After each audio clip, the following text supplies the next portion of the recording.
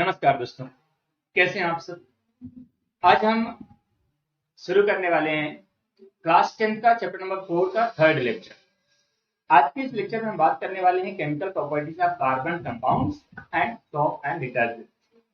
तो ये last lecture है इस चैप्टर का। इस चैप्टर के बाद थ्योरी पार्ट कंप्लीट हो जाएगा। इसके बाद के जो लेक्चर्स होंगे इस चैप्टर के, उसमें हम कुछ इंपॉर्टेंट क्वेश्चंस की प्रैक्टिस करेंगे और जो एनसीईआरटी की बुक में जितने भी क्वेश्चंस हैं उनके आंसर के साथ डिस्कशन करने वाले हैं। तो बने रहिए मेरे साथ, सीखते हैं कुछ नया। अगर अभी तक आपने हमारे चैनल को सब्सक्राइब नहीं किया है साइंटिफिक नॉलेज, तो आप सब्सक्राइब कर सकते हैं। अगर आपको वीडियो पसंद आते हैं तो लाइक, कमेंट और शेयर कर सकते हैं ताकि सभी को फायदा मिल सके। तो सबसे पहला टॉपिक जो आज के डेट में हम लेने वाले हैं वो है chemical properties of carbon compounds, यानी जो कार्बन कंपाउंड्स होते हैं उनकी केमिकल प्रॉपर्टीज क्या क्या होती हैं। तो नॉर्मल तौर पे जब हम केमिकल प्रॉपर्टीज की बात करते हैं तो मैंने आपको पहले ही बताया था, केमिकल प्रॉपर्टीज मतलब होता है कोई भी किसी भी चीज की हम केमिकल प्रॉपर्टीज की बात कर रहे हैं, चाहे किसी कंपाउंड की केमिकल प्रॉपर्टीज की बात कर रहे हैं, चाहे मेटल्स नॉन मेटल्स की केमिकल प्रॉपर्टीज की बात कर रहे हैं, एसिड बेस की बात कर रहे हो, कार्बन कंपाउंड्स की केमिकल प्रॉपर्टीज की बात कर रहा हूं। तो केमिकल प्रॉपर्टीज तो सिंपल से मतलब होता है कि वो कंपाउंड किसी दूसरे केमिकल के साथ रिएक्ट करने के बाद क्या रिएक्शन देगा, क्या प्रोडक्ट फॉर्म करेगा, उसे हम बोलते हैं केमिकल प्रॉपर्टीज। तो कोई भी कार्बन कंपाउंड ले लेते हैं, उस कार्बन कंपाउंड के किसी भी दूसरे केमिकल के साथ रिएक्शन करने के बाद क्या परिणाम आता है उसे हम बोलते हैं केमिकल प्रॉपर्टीज। तो सबसे पहली केमिकल प्रॉपर्टीज हमारे सामने है कंबंशन। कंबंशन मतलब होता है जलना, यानी कोई भी ऑर्गेनिक कंपाउंड को जब हम जलाएंगे तो क्या होगा।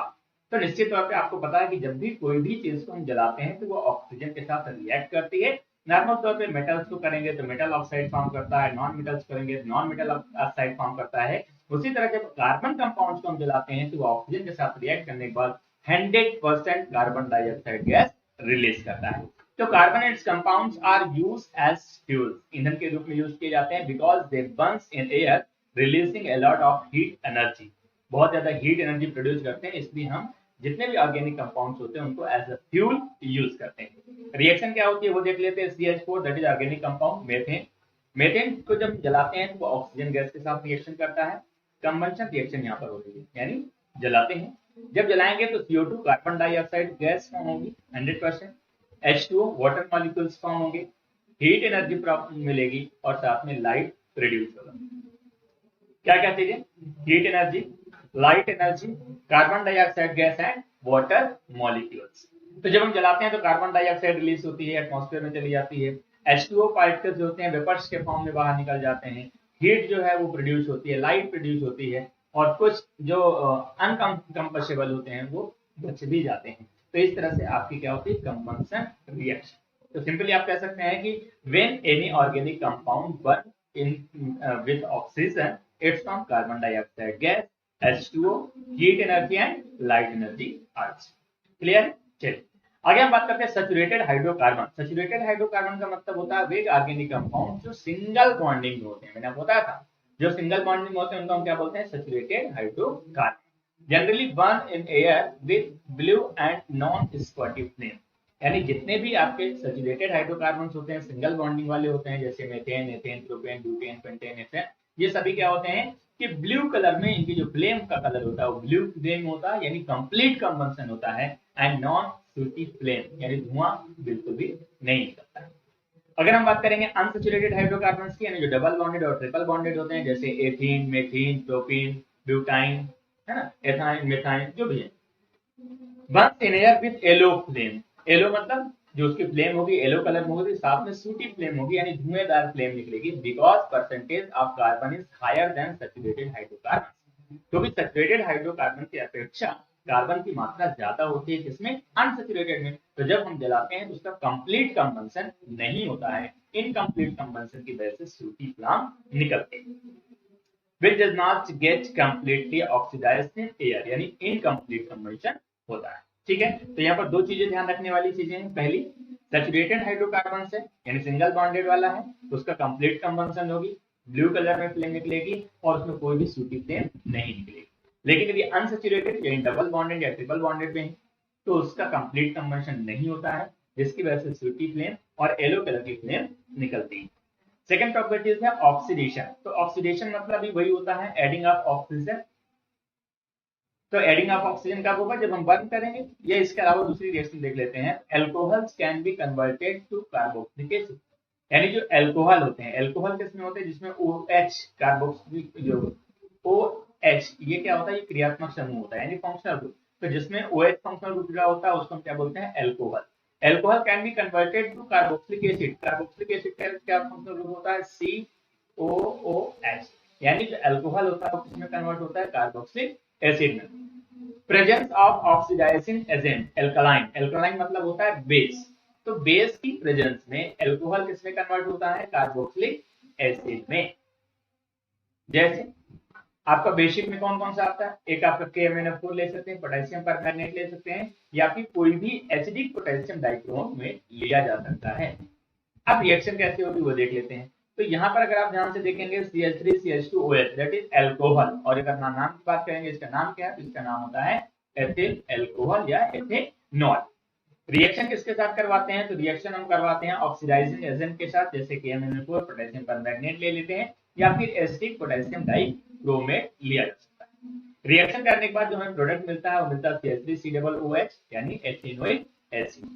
तो एथेनोइक एसिड में क्या है, एडिंग ऑफ ऑक्सीजन। तो यहाँ पर ऑक्सीजन 1 है और यहाँ पर ऑक्सीजन 2 है, यानी ऑक्सीजन एटम क्या हुआ, ऐड हो रहा है, इसलिए इस रिएक्शन को हम बोलते हैं ऑक्सीडेशन। थर्ड आपका है एडिशन रिएक्शन।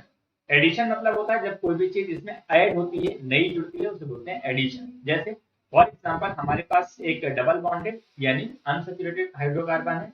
अनसैचुरेटेड हाइड्रोकार्बन की क्रिया हम कराते हैं हाइड्रोजन गैस के साथ। तो मैंने बताया था आपको पहले भी कि जो डबल बॉन्डेड होता है वो सिंगल बॉन्डेड में कन्वर्ट हो जाता है, और जो स्टेज बढ़ता है उसमें कोई भी हाइड्रोजन एटम जुड़ सकते हैं। किसकी प्रेजेंस में करवा रहे हैं, निकिल और पैलेडियम के भी। ये आपके उत्प्रेरक के रूप में, कैटलिस्ट के रूप में यूज होते हैं, और ये आपका अनसैचुरेटेड हाइड्रोकार्बन है, हाइड्रोजन के साथ इसकी रिएक्शन कराते हैं। तो जैसे हाइड्रोजन साथ रिएक्शन करते हैं तो यहाँ पर जो डबल बॉन्डिंग है ये सिंगल बॉन्ड में कन्वर्ट हो जाता है, और जो दो स्टेज बचते हैं वहां पर दो हाइड्रोजन एटम जुड़ जाते हैं, और इस प्रोसेस को हम बोलते हैं हाइड्रोजिनेशन। क्लियर है। जैसे इसका सिंपल सा जो एग्जांपल, सबसे अच्छा एग्जांपल ये आता है, जो डालडा घी होता है, सॉरी जो आपका वनस्पति तेल होता है, ठीक है, वेजिटेबल ऑयल। वेजिटेबल ऑयल का जब हाइड्रोजनेशन होता है, हाइड्रोजन के साथ रिएक्शन होती है, तो किसमें कन्वर्ट हो जाता है, डालडा घी। ये बहुत अच्छा एग्जांपल होता है हाइड्रोजनेशन का। चलिए आगे देख लेते हैं। Unsaturated hydrocarbons add hydrogen in the presence of catalyst. कौन कौन से, पैलेडियम और nickel. Vegetable oil are converted into vegetable ghee using this process, and it is also called hydrogenation of vegetable oil. Clear है, ये हो गया आपका addition reaction. Next और लास्ट आपकी जो रिएक्शन है that is substitution reaction. Substitution reaction, ठीक है, या इसी को हम बोलते हैं प्रतिस्थापन क्रिया हिंदी में। तो इसमें होता क्या है एक्चुअली में, जैसे नॉर्मल तौर पे हमारे पास कोई भी एक सिंगल, ये हमारे पास है मेथेन CH4। मेथेन में एक कार्बन के साथ 4 हाइड्रोजन एटम जुड़े हुए हैं। जब हम इसे क्लोरीन के साथ रिएक्शन कराते हैं तो क्लोरीन का जो एटम है वो हाइड्रोजन को प्रतिस्थापित कर देता है और उसके स्थान में खुद जुड़ जाता है। तो जब ये रिएक्शन फर्स्ट स्टेज में होती है तो आपका बनता है ये वाला प्रोडक्ट, यानी हाइड्रोजन जो है, मतलब जो हाइड्रोजन गैस होता है, जो सॉरी जैसे नॉर्मल तौर पे यहाँ पर आपका Cl है, तो क्लोरीन किसके साथ रिएक्शन करेगा, HCl के साथ। जब HCl के साथ रिएक्शन करेगा तो HCl आपका हाइड्रोक्लोरिक एसिड बाहर निकल जाएगा। जब हाइड्रोक्लोरिक एसिड बाहर निकल जाएगा तो ये हाइड्रोजन चला जाएगा तो खाली हो जाएगा स्थान। जब स्थान खाली हो जाएगा तो यहाँ पर दूसरा क्लोरीन का एटम आके जुड़ जाता है, इस तरह क्लोरोएथेन बन जाता है। जब यही रिएक्शन और आगे बढ़ती है, थोड़ा सा आगे बढ़ेंगे, तो आपका ये जो क्लोरीन की जगह खाली पड़ी हुई है, यहाँ पर दूसरा क्लोरीन आपका आके फिर से मान लेते हैं, ये आपका क्या है, क्लोरीन गैस, फिर से क्लोरीन गैस से रिएक्शन हो रही है। तो ये जो आपका खाली स्थान बचा हुआ, यहाँ से एक हाइड्रोजन और रिमूव हो जाएगा, तो एक खाली स्थान पे आ जाएगा क्लोरीन, और दूसरा क्लोरीन हाइड्रोजन के साथ रिएक्शन करके HCl के रूप में निकल जाएगा। अब हमारे पास 2 स्थान पर क्लोरीन हो जाएगा, ठीक है। फिर और आगे बढ़ेंगे तो इस तरह से कंटिन्यूअस जो है प्रक्रिया चलती रहती है, एक एक हाइड्रोजन रिमूव होते जाते हैं, उनके स्थान पर क्लोरीन आता जाता है, और इस तरह से आपका बन जाता है कार्बन टेट्राक्लोराइड, या जिसे हम बोलते हैं क्लोरोफॉर्म, ठीक है। तो इस तरह से कंटिन्यूअस हाइड्रोजन को रिमूव करता जाता है, क्लोरीन उसकी जगह लेता जाता है, तो इस तरह के रिएक्शन को हम बोलते हैं सब्स्टिट्यूशन रिएक्शन। क्लियर। आगे बढ़ते हैं, इंपॉर्टेंट कार्बन कंपाउंड्स। कुछ कार्बन कंपाउंड्स हैं, उन कार्बन कंपाउंड्स के बारे में पढ़ते हैं। यहाँ पर क्लास 10 की अगर हम बात करें या NTSC एग्जाम्स की बात करें तो उसमें एथेनॉल और एथेनोइक एसिड, एथेनॉल और एथेनोइक एसिड ही दो इंपॉर्टेंट कार्बन कंपाउंड्स है जिनकी हम फिजिकल और केमिकल प्रॉपर्टीज पढ़ने वाले हैं। तो फर्स्ट आपका है physical properties of ethanol. Ethanol मतलब एथिल एल्कोहल, ठीक है। सबसे पहली प्रॉपर्टीज है कलरलेस होता है, प्लीजेंट स्मेल, अच्छी खुशबू आती है, बर्निंग टेस्ट, जलाएंगे तो जलेगा, सॉल्युबल इन वाटर, वाटर के साथ आसानी से घुल सकता है, volatile liquid with low boiling point, 351 degree kelvin boiling point होता है, बहुत आसानी से बॉयल हो सकता है, और सबसे अच्छी बात है न्यूट्रल कंपाउंड है, ना तो इसमें एसिडिक नेचर होता है और ना ही बेसिक नेचर होता है। किसमें? एथिल एल्कोहल या एथेनॉल में। अगर हम बात करेंगे केमिकल प्रॉपर्टीज ऑफ एथेनॉल की, तो केमिकल प्रॉपर्टीज में फर्स्ट प्रॉपर्टी है आपकी रिएक्शन विद सोडियम। तो सोडियम के साथ जब रिएक्शन करेंगे किसकी, ये है आपका एथिल एल्कोहल यानी एथेनॉल, रिएक्शन करवा रहे हैं सोडियम के साथ। तो जब सोडियम के साथ रिएक्शन होती है तो सिंपल सा होता क्या है कि ये हाइड्रोजन एटम निकल के बाहर चला जाता है। जब ये हाइड्रोजन, मान लेते हैं यहाँ पर हमारे पास दो एथिल एल्कोहल के एटम, अब यहाँ पर दो हाइड्रोजन हैं, तो दोनों हाइड्रोजन निकल के हाइड्रोजन गैस के रूप में बाहर निकल जाएंगे। जब हाइड्रोजन गैस बाहर निकल जाएगी तो यहाँ पर स्पेस खाली हो जाएगा, तो सोडियम आके इसका स्थान ले लेता है। इस तरह से आपका रिएक्शन होती है और आपका जो कंपाउंड बनता है, प्रोडक्ट बनता है, वो बनता है CH3CH2O या इसी को हम बोलते हैं सोडियम एसीटेट या सोडियम एथॉक्साइड, ठीक है। क्या बोलते हैं? Sodium ethoxide. This reaction is used as test of ethanol by evolution of hydrogen gas one with POP-SAM। यानी अगर आपको जो एल्कोहल है उसकी जांच करनी है तो जांच करने का सबसे आसान तरीका यही है, तो उसमें सोडियम डालेंगे, सोडियम जैसे डालेंगे तो हाइड्रोजन गैस निकलेगी और हाइड्रोजन गैस का जो बर्निंग टेस्ट होता है POP-SAM के साथ आता है, तो हम आसानी से आइडेंटिफाई कर सकते हैं दैट इज एथेनॉल या एथिल एल्कोहल। सेकेंड आपका है डिहाइड्रेशन। तो हाइड्रेशन मतलब होता है H2O जब ऐड होता है, डिहाइड्रेशन मतलब जो H2O रिमूव होता है। तो यहाँ पर H2O रिमूव हो रहा है, कैसे? ये हमारे पास एथेनॉल यानी एथिल एल्कोहल, ये हमारे पास एथिल एल्कोहल। एथिल एल्कोहल को हार्ड कंसंट्रेटेड H2SO4 यानी सल्फ्यूरिक एसिड के साथ reaction, sulphuric acid as a catalyst use होता है, जिसकी वजह से जो आपका एथिल एल्कोहल है वो किसमें कन्वर्ट हो जाता है? एथिल गैस में, और साथ में जो आपका H2O मॉलिक्यूल्स होता है वो रिमूव हो जाता है। जब H2O मॉलिक्यूल्स रिमूव होता है इसीलिए हम इसको बोलते हैं डिहाइड्रेशन, ठीक है। चलिए आगे हम बात करते हैं physical properties of ethanoic acid. Ethanoic acid की फिजिकल प्रॉपर्टीज देख लेते हैं। तो कलरलेस, लिक्विड हैविंग सोर टेस्ट, खट्टा टेस्ट होता है, and have smell of vinegar. जैसा विनेगर का स्मेल होता है वैसा इसका भी स्मेल होता है, क्योंकि विनेगर में भी एसिटिक एसिड अवेलेबल होता है और ये भी आपका क्या है? Acetic acid. Acetic acid general name होता है और एथेनोइक एसिड इसका IUPAC नेम होता है। बॉइलिंग पॉइंट की बात करेंगे 391 डिग्री केल्विन होता है, यानी एथेनॉल से थोड़ा सा ज्यादा। when pure CH3COOH यानी एसिटिक एसिड इज फ्रीज्ड, ठंडा करते हैं, it from colourless ice like solid, यानी कलरलेस सॉलिड होता है, आइस के रूप में कन्वर्ट हो जाता है, so it is called glycol acetic acid. यानी जब हम इसको फ्रीज कर देते हैं, ठंडा कर देते हैं, बर्फ के रूप में कन्वर्ट हो जाता है, इससे हम क्या बोलते हैं? ग्लाइशियल एसिटिक एसिड। क्लियर? तो that is the physical properties of ethanoic acid. अब हम बात करेंगे केमिकल प्रॉपर्टीज की। कौन कौन सी केमिकल प्रॉपर्टीज है? फर्स्ट आपका एस्टरिफिकेशन। एस्टरिफिकेशन मतलब होता है एस्टर फॉर्म करना। तो एस्टर कैसे फॉर्म होगा? तो सिंपल सा है, हमारे पास है क्या? एसिटिक एसिड और हमारे पास है एथेनॉल, यानी जो दो कार्बन कंपाउंड संपर्क है उन दोनों की रिएक्शन यदि आपस में करवा दी जाएगी तो क्या फॉर्म होगा? एस्टर फॉर्म होगा। तो एस्टर का जो बेसिक फॉर्मूला होता है कि किसी भी बीच में कार्बन है उसमें डबल बॉन्ड में यदि ऑक्सीजन जुड़ा मिल जाएगा तो वो एस्टर होता है। कार्बोक्सिल क्या बोलते हैं? फंक्शनल ग्रुप हमें जहां पर आता है, तो एस्टर भी क्या होता है? फंक्शनल ग्रुप होता है। जब ये दोनों आपस में रिएक्ट करते हैं तो आपका जो प्रोडक्ट फॉर्म होता है वो होता है CH3 CO CH2 CH3 और डबल बॉन्ड O जुड़ता है तो एस्टर फॉर्म होता है। तो सिंपली अपन कह सकते हैं कि ethanoic acid react with ethanol, it's form ester and that process is called esterification. And sweet smelling ester form, यानी जो एस्टर होता है उसका जो स्मेल होता है वो स्वीट स्मेल होता है, इसलिए हम कह सकते हैं कि that is used in perfumes also, ठीक है। चलिए आगे हम बात करते हैं this saponification as soap is prepared by this, और इससे आपको जो साबुन बनाने का जो प्रोसेस होता है वो भी बनाया जा सकता है। कैसे?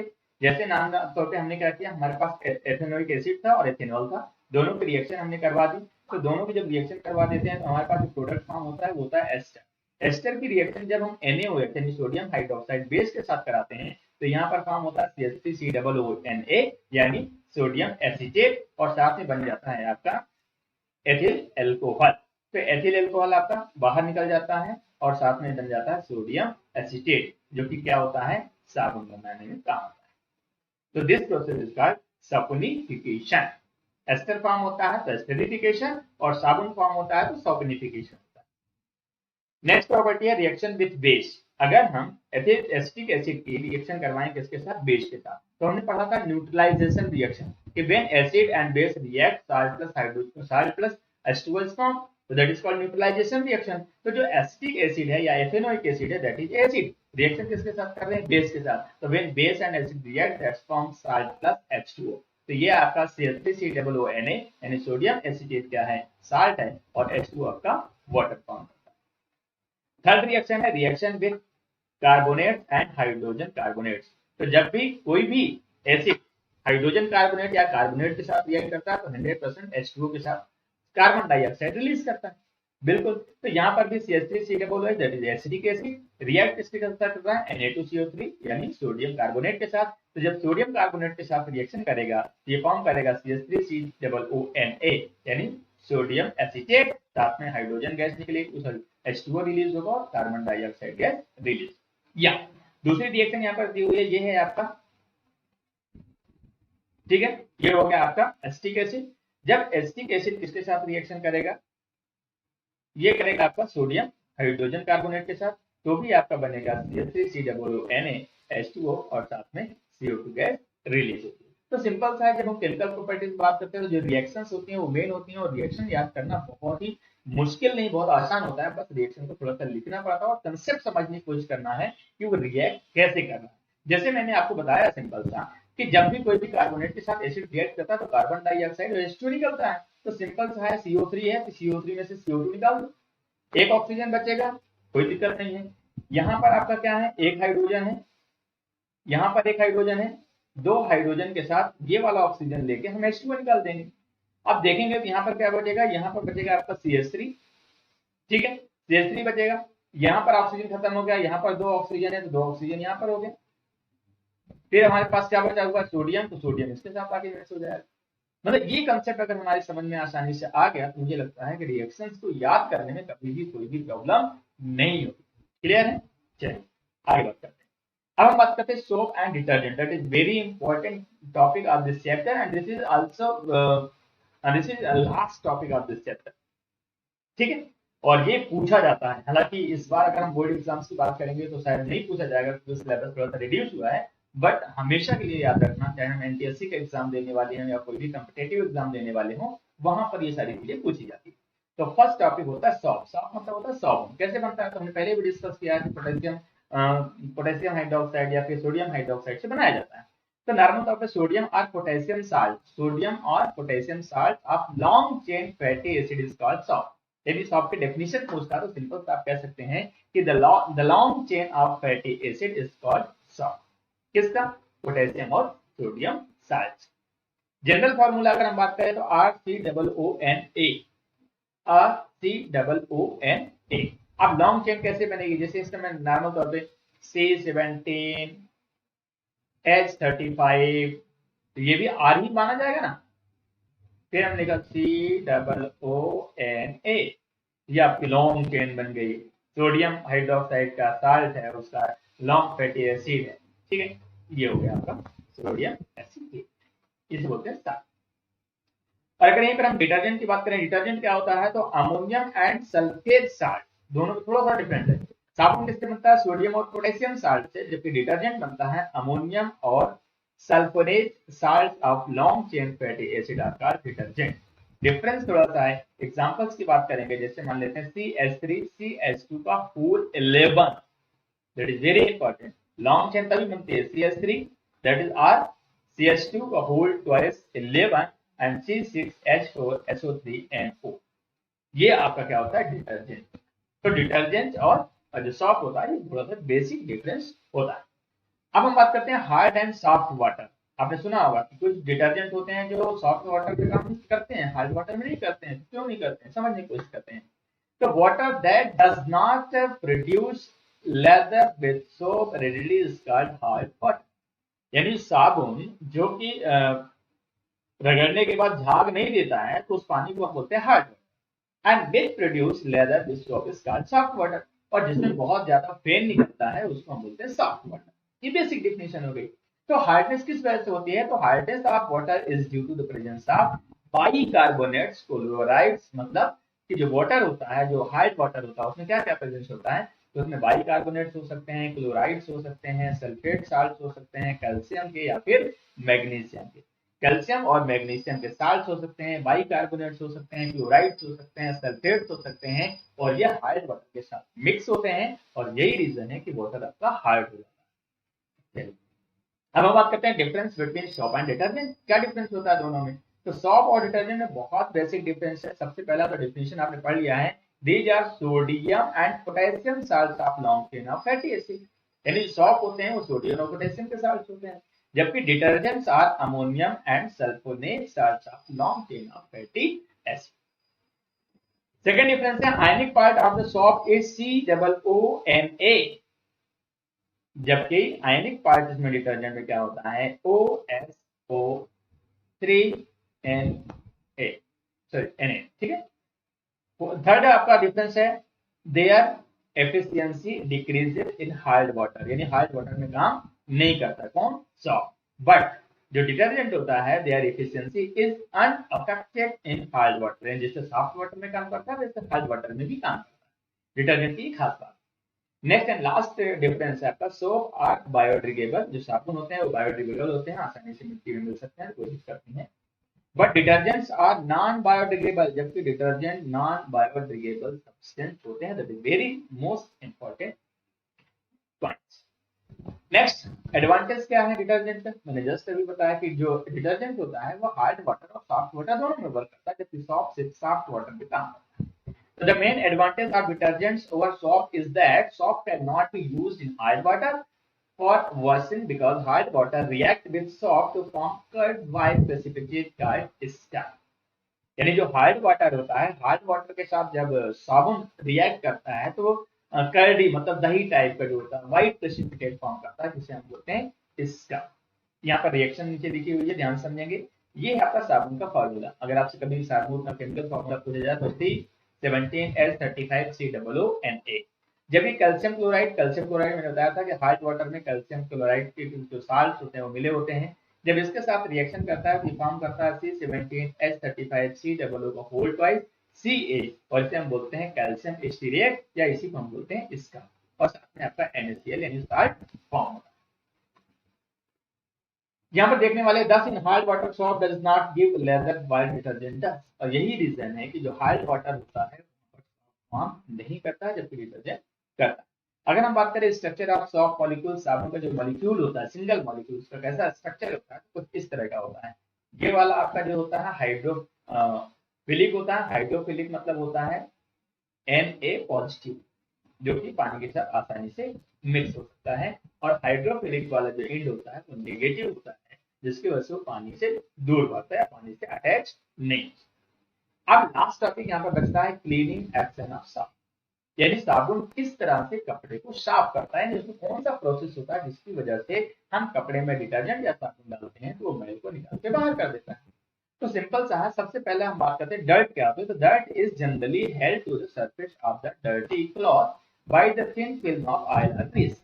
यानी अगर हमारे शर्ट में, हमारे कपड़ों में यदि ग्रीस लग जाता है या ऑयल लग जाता है, तो ऑयल ग्रीस की वजह से फिर उसमें धूल के कारण चिपक जाते हैं, वही आपको क्या होते हैं? डर्ट होती है, धूल होती है, जो भी मतलब गंदगी होती है वो। अब उसको यदि अलग करना, साफ करना है, तो when a dirty cloth is treated with soap और detergent solution, the non-polar tail of soap or detergent dissolve in oil or grease, while the polar heads are held by the surrounding water. चलिए मैं भी आपको अच्छी तरह से समझा देता हूँ। पहले हम मिशेल समझ लेते हैं। मिशेल फॉर्मेशन क्या था? Soap and detergent micelle is formed with the oily or greasy dirt laying their center. Soap and detergent is attached both by the greasy dirt than water. मतलब सिंपल सा समझने की कोशिश करना, बहुत आसानी से समझा देता हूँ कैसे समझने के लिए। तो सिंपल सा मान लेते हैं कि जो आपका यहाँ पर येलो पार्ट दिखाई दे रहा है, ये जो आपका येलो पार्ट दिखाई दे रहा है, ये वाला, ये है आपका डर्ट यानी ऑयली पार्ट। तो ऑयली पार्ट में धूल के कण होते हैं सभी। तो जब हम इसमें साबुन या डिटर्जेंट डालते हैं तो साबुन और डिटर्जेंट के जो पार्टिकल्स होते हैं, जो मॉलिक्यूल्स होते हैं, वो उस पर आक्रमण करते हैं। आक्रमण करते हैं तो मैंने बताया था कि जो माइनस वाला पॉइंट होता है, टेल वाला जो पोर्शन होता है, वो वाटर के साथ डिजॉल्व नहीं होता है। तो वो किसके साथ डिजॉल्व होता है, किसके साथ अटैच होता है, तो जो ऑयल और ग्रीस होता है उसके साथ ये आसानी से डिजॉल्व हो जाता है। कौन सा वाला पार्ट, माइनस वाला यानी टेल वाला। जबकि जो आपका हेड वाला होता है, जो Na पॉजिटिव वाला पार्ट होता है, वो वाटर के साथ डिजॉल्व हो जाता है। अब ध्यान से देखना, यहाँ पर डर्ट को किसने पकड़ रखा है, टेल वाले पार्ट ने। हेड को किसने पकड़ रखा है, वाटर को पकड़ रखा है। अब यदि हम वाटर को बाहर निकालेंगे, वाटर को बाहर निकालेंगे तो वाटर के साथ सॉल्ट का मॉलिक्यूल जो होगा वो बाहर निकलने की कोशिश करेगा। और सॉल्ट का मॉलिक्यूल किसको पकड़ के रखा है, मैल को, यानी जो डस्ट है उसको पकड़ के रखा है। तो उसके साथ वो डस्ट पार्टिकल को भी बाहर निकाल के बाहर कर देता है। तो ये प्रोसेस होता है cleaning action of salt. The mechanism and calcium salt present in hard water react with soft molecules to form insoluble products called scum, and the scum create efficiency in cleaning action. बिल्कुल सही है। And by use the detergent insoluble scum is not formed when hard water and cloth get cleaned effectively. मतलब simple सा ये है कि जो soft होता है जब वो कैल्शियम साल्ट या कैल्शियम क्लोराइड के साथ रिएक्शन करता है तो स्कम फॉर्म कर दे रहा है, और स्कम की वजह से सफाई नहीं हो पाती है, और इसलिए जो साबुन होता है वो हार्ड वाटर में काम नहीं करता। बट जो आपका सॉफ्ट वाटर होता है, ठीक है, सॉफ्ट वाटर में ऐसी कोई प्रॉब्लम नहीं होती, पर जो डिटर्जेंट होता है वो हार्ड वाटर में भी सेम काम करता है, उसमें स्कम फॉर्म होता है, इसलिए आसानी से सफाई कर देता है। तो इस तरह से आपका ये चैप्टर होता है finish, chapter number 4 carbon and compound. इसका जो थ्योरी वाला पोर्शन है वो पूरी तरह से कंप्लीट हो गया है। इसके 3 लेक्चर बने हैं, लेक्चर फर्स्ट, लेक्चर सेकंड और ये रहा लेक्चर थर्ड। तीनों के डिस्क्रिप्शन लिंक में है, अगर आपने पहले वाले वीडियो नहीं देखे तो आप जाके देख सकते हैं। और अब रहा आपके सामने क्वेश्चन ऑफ द डे। क्या है the by product of soft etch, यानी जब साबुन बनाते हैं तो उसमें कौन सा बाई प्रोडक्ट बनता है। तो there are 4 options are isoprene, glycerol, butane, ethylene glycol. If you have answer, you can comment in comment section. Your answer will really appreciated. ठीक है, तो यहाँ से ये चैप्टर होता है फिनिश। अब हम बात करेंगे इस चैप्टर की एक्सरसाइज की। ठीक है, तो यदि आप हमारे चैनल में नए हैं, चैनल को अभी तक सब्सक्राइब नहीं किया तो please subscribe our channel and press the bell icon for daily notification. Thank you so much, bye bye, take care, Jai Hind.